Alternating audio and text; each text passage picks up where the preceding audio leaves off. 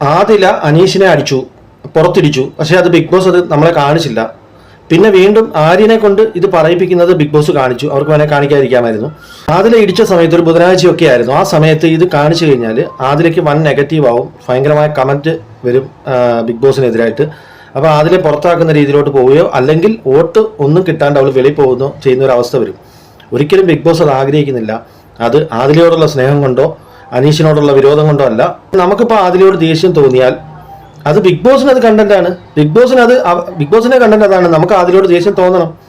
കഴിഞ്ഞ സീസണിൽ ജാസ്മിൻ ജാഫറിനെ എത്രമാത്രം ദ്രോഹിച്ചു ബിഗ് ബോസ് നമ്മൾ ശ്രദ്ധിച്ചു നോക്ക്. അവളുടെ കയ്യിലെ കുഴപ്പമുണ്ട്, പക്ഷെ അവളെ ചായക്കകത്ത് തുമ്മുന്നു, എല്ലാ രീതിയിലും കാണിച്ചു. പക്ഷെ അവളെ അവസാനം വരെ നിർത്തി.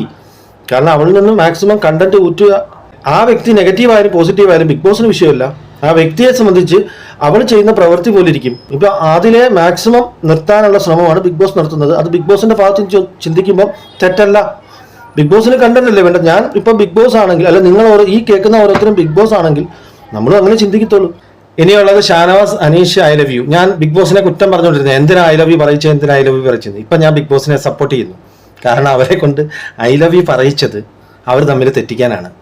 കാരണം ഇവര് തമ്മിൽ രണ്ടായിട്ട് കളിച്ചായിരുന്നെങ്കിൽ ഒരു കെമിസ്ട്രി വർക്കായിരുന്നു, നല്ല രസം ഉണ്ടായിരുന്നു, ഒരു ടോം ആൻഡ് ജെറി കോംബോ പോയേനെ. പക്ഷെ അത് വേണ്ട. അത് ഇവർ രണ്ടുപേരും ഓപ്പോസിറ്റ് നിന്ന് കളിക്കണം, ഗെയിം ചെയ്യണം എന്ന് ബിഗ് ബോസ് തീരുമാനിച്ചു.